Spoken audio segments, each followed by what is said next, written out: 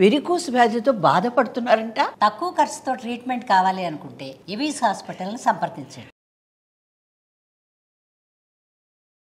నమస్తే రమ్మగారు. నమస్తే చే రమ్మగారు, ఇది తడి బట్టలతో దేవాలయంలోకి వెళ్ళకూడదు, దర్శించకూడదు అని అంటుంటారు.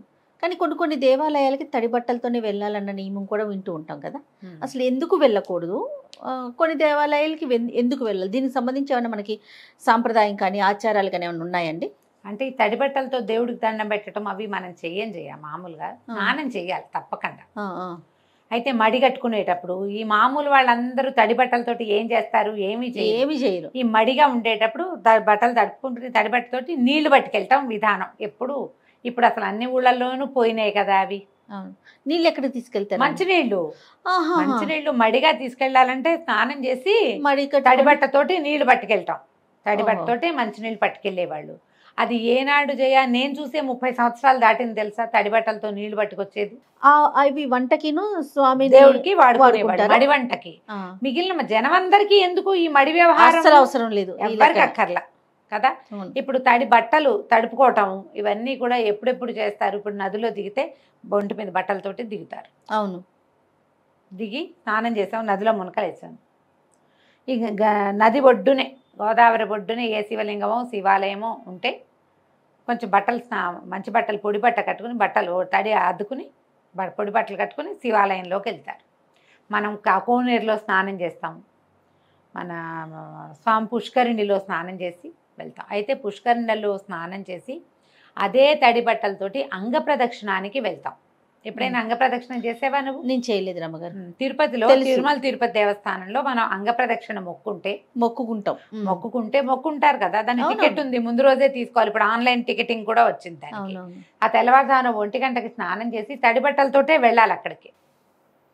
మేము పుష్కరిణిలో మునిగే వెళ్ళాం. 2 సార్లు 3 సార్లు రూమ్లో నుంచి వెళ్ళాము. వెళ్ళి అక్కడ మునిగి వెళ్ళామన్నమాట. ఈ తడి బట్టలతో మనం ఇది లోపలికి వెళ్ళేసరికి 30 ఆరిపోతాయి. బోళ్ళంత నడకుంది కదా, వెయిటింగ్ ఉంది. తడి బట్టతోటి మనం అంగ ప్రదక్షిణం చేయాలన్నది సిద్ధాంతం. అప్పటికి బట్టలు ఆరిపోతాయి కాబట్టి లోపల అంగ ప్రదక్షిణం అయ్యాక దర్శనం కూడా అవుతుంది. అవును, అది ఆటోమేటిక్గా అయిపోతుంది. ఇప్పుడు రామేశ్వరం లాంటి చోట బావుల్లో స్నానం చేయటం, నువ్వు 21 బావుల్లోనూ స్నానం చేయ టపా టపా పోసేస్తారు నెత్తి మీద నీళ్ళు. మనం ఈ కారిడార్లన్నీ నడిచెళ్ళేసరికి బట్టలు ఆరిపోతాయి. ఆ ఒక్క చోట ఏ బట్టలతో స్నానం చేసామో అదే బట్టలతోటి దర్శనానికి వెళ్ళాలి కాదు, వెళ్ళచ్చు. వెళ్ళాలన్న నియమం కాదమ్మా అది, వెళ్ళచ్చు అనే ఎగ్జామ్షన్ కాబట్టి అట్లా వెళ్ళిపోవచ్చు. వెళ్ళాల్సిందేనని ఏం లేదు. అవి కూడా మొక్కులు ఉంటాయట ఆ ప్రాంతంలో. ఓహో, తడి బట్టలతోనే వస్తామని దండం పెట్టుకుని అలా మొక్కుగా తీర్చుకుంటారు. తడి బట్టలతోటే వెళ్ళి దండం పెట్టుకోవటం. నీకు శక్తి కావాలి తడి బట్టలతోటి నడవాలంటే. చలేస్తుంది, ఇబ్బందిగా ఉంటుంది, బట్టలు కాళ్ళకు పట్టుకుంటాయి. భక్తిపరత్వంతో కొంతమంది వెళ్తారు. అసలు ఈ సిద్ధాంతాల గురించి ఆలోచించకండి. ఎప్పుడు ఒళ్ళు ఆర్చుకోవాలి, తడి ఆర్చి మంచి బట్టలు వేసుకుని చక్కటి బట్టతోటి ఉతికినది మాసింది పనికిరాదు. ఒకసారి వేసుకున్నది వేసుకోకూడదు. దేవాలయ దర్శనానికి స్ట్రిక్ట్ రూలు. ఏ బట్టలతో భోజనం చేస్తామో ఆ బట్టలతోటి దర్శనానికి వెళ్ళకూడదు. కొన్ని చోట్లే ధూళి దర్శనం ఉంటుంది. ఎలా ఉన్నది అలాగే వెళ్ళిపోయి మనం ప్రయాణం చేసి వచ్చి అదే బట్టలతోటి శివాలయాల్లోనే అలాంటిది ధూళి దర్శనం. ధూళి దర్శనమే, దాని పేరే ధూళి దర్శనం. అందరూ చెయ్యరు, అన్ని వేళలా కాదు. మీకు ఏ ఆస్కారము లేదు, ఏ అవకాశము లేదు. ఏదో ప్రయాణ మధ్యంలో ఉన్నారు, దేవాలయం కనపడింది, దర్శనం చేయదలుచుకుని ధూళి దర్శనమే చేసుకుంటున్నాను తండ్రి అని ఒక దండం పెట్టుకుని వెళ్ళచ్చు.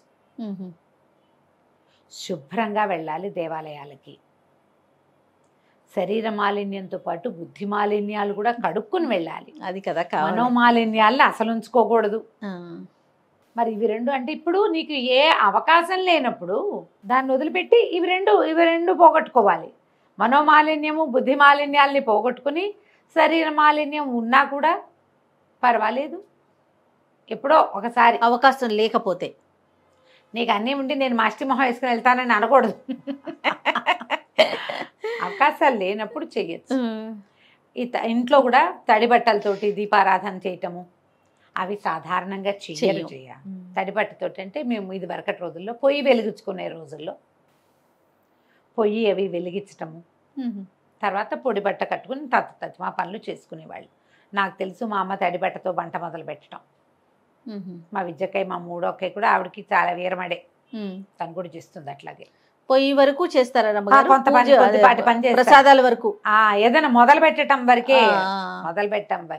ఈ తడి బట్టతోటి వడ్డన అవి వంట అది ఎప్పుడు చేస్తారంటే తిథులు పెద్దవాళ్ళ తిథి ఉన్నప్పుడు తడి బట్టతోటి వంట చేయాలి. అస్సలు మైల పడకూడదు అని సిద్ధాంతాలమ్మా. లేదా పైన ఆరేసిన బట్టలు, ఇప్పుడు మడి బట్ట ఆరేసి ఉండాలి. ఏదైనా విడిగా ఆరేసి ఎవరు ముట్టుకోకుండా ఉన్న బట్ట కానీ పట్టు బట్ట కానీ ఉంటే అవి కట్టుకుంటారు. అవి లేవనుకో, అవి కుదరలేదనుకో, తడి బట్టతోటి. దేవతార్చన వంట అంతా తడి బట్టతోటి చేసేవాళ్ళు చాలా తక్కువ, అప్పుడే తక్కువ. ఇప్పుడు అసలు ఈ కాలంలో లేనే లేదు. ఆరేసిన బట్ట కట్టుకోవాలి, మడిగా ఆరేసుకున్నది పనికి వస్తుంది. మడుగు ఇదంతా మడి వ్యవహారమేనమ్మా, సార్వజనీన వ్యవహారం కానే కాదు. ఎక్కడి నుంచో తెస్తారు ఇవి ఒక పాయింట్లు మన వాళ్ళు. అది ఇప్పుడు నేను ఇది చెప్పంగానే అందరూ మేము కూడా అలాగే చేస్తామని మొదలు పెట్టద్దు. ఇది చేయకూడదు ఈ పని. ఎవరి పద్ధతి ప్రకారం వాళ్ళు చేసుకోండి హాయిగా. ఇప్పుడు మనం దేవాలయాల దర్శనానికి వెళ్ళినప్పుడు రమ్మగారు కొన్ని నదులు ఉంటాయి ఇందాక మీరు అన్నట్లుగా.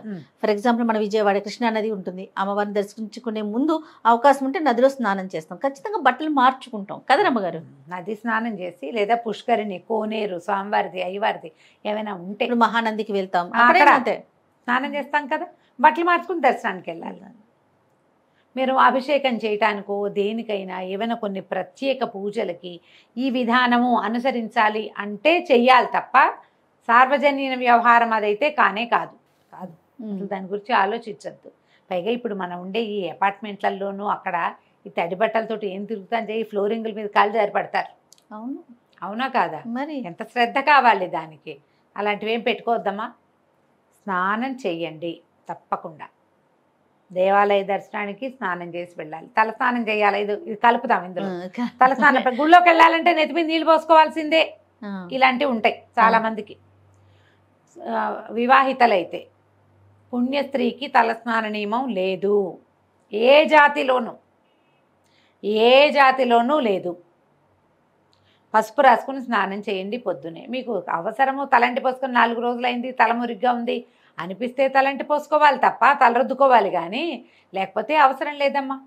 పసుపు రాసుకుని స్నానం చేయండి. మొన్న అప్పుడెప్పుడో ఎక్కడో పార్టీకి వెళ్ళి కట్టుకుని కాసేపు కట్టుకున్నాం కదా అని మడత పెట్టి హ్యాంగర్ తగిలిచ్చిన చీర కట్టుకుని గుళ్ళోకి వెళ్ళకండి. వాటితో పూజ కూర్చోకండి. ఉతికింది లేదా కొత్తది ఉతకని బట్టని కట్టుకోవద్దు, కట్టి విడిచిన దాన్ని కట్టుకోకూడదు. పూజకి పనికిరాదు, దేవాలయానికి పనికిరాదు. మీరు ఏ పెళ్ళికో పేరంటానికో వెళ్తారు, ఏం పర్వాలేదు, ఏం కాదు. వీటికి మాత్రం పనికిరాదు. పీటల మీద కూర్చుంటాం, ఏదైనా పూజ చేసుకోవడానికి కూర్చుంటాం, మనమే సత్యనారాయణ వ్రతం చేసుకుంటాం, అప్పుడెప్పుడో కట్టి విడిచిన చీర కట్టుకోవద్దు. భోజనం చేస్తే ఆ బట్టలు కట్టుకుని పనికిరాదు. కొంచెం బాత్రూమ్కి దానికి వెళ్తాం, అవి పనికిరావు. మీ మడి అంటే ఇందులో శుద్ధత చాలా ఇంపార్టెంట్, ఇది పెట్టుకోండి. అంతేగాని తడి బట్టలు కట్టుకుని వెళ్ళాలా గుళ్ళోకి వెళ్ళి తీరాలా, వెళ్తే మంచిదా, వెళ్తే అదేదో వస్తుంది, ఏం లేవాలంతా. సో తలస్నాన నియమం కూడా పుణ్యస్త్రీకి లేదు. లేదు. తిట్టద్దు మరి. మగవారు పిల్లల పరిస్థితి రమ్మగారు, వాళ్ళు చేయాలని అట్లా అసలు పిల్లలకి ఏముండదమ్మా. పిల్లలకి అసలు ఏమీ లేదు, మగవారికి అయితే ఉంటుంది జయ. ఇది ప్రతిసారి మనం ఈ ప్రశ్నలు రైజ్ చేసినప్పుడల్లా నాకే విసుగోని, ఎందుకు ఇవన్నీ చెప్తాం మనము అని మళ్ళీ చెప్పాల్సి వస్తుంది. మగవారికి స్నాన నియమం ఉంటుంది జయ, తలస్నాన నియమం ఉంది. అంతే.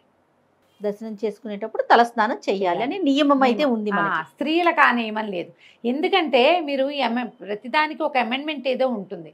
ఆడవాళ్ళకి తల ఆరదు జయ తొందరగా, మగవాళ్ళకి తల ఆరిపోతుంది, నువ్వు గమనించు. అవును, అందుకని పెట్టలేదంట. వీళ్ళకి జబ్బు చేస్తుందమ్మా, వీళ్ళు మూలపడతారు. పాయింట్ అర్థం అవుతుందా? ఇదివరకు ఈ పుణ్యస్త్రీలో ఎందుకు చెప్తారంటే పూర్వము తల ఉండేది కాదు, పుణ్యస్త్రీలు కాకపోతే తలలు ఉండేవి కాదు. నాకు ఆ క్వశ్చన్ రేజ్ అయింది మనసులో, ఇదేంటి పుణ్యస్త్రీలే తలస్నానం చెయ్యనక్కర్లేదు అంటున్నారు అనుకున్నాను. బట్ కానీ వీడియోలో అడగకూడదు అనుకున్నాను రమ్మగారు, ఎందుకు ఈ పాయింట్ చెప్పారంటే దాంపత్య జీవితం ఉంటుంది కాబట్టి వీళ్ళకి. అలాంటప్పుడు స్నానం చేస్తే కానీ పనికి రాదని పెచ్చలు చాలా ప్రబలినాయి. దాంట్లో అలాంటిది కనుక మీరు ప్రశ్నించేటట్లయితే దాంపత్యం వల్ల మగవాళ్ళు తల స్నానం చేయాలి గుళ్ళోకి వెళ్ళాలంటే, ఆడవాళ్ళు తల స్నానం చేయక్కర్లేదు, వీళ్ళు పసుపు రాసుకుని స్నానం చేస్తే సరిపోతుంది. ఇదే పాయింట్. రైట్, ఇంతే. ఇంతే, వెరీ క్లియర్. థ్యాంక్ యూ రమ్మ గారు, నమస్తే. నమస్తే.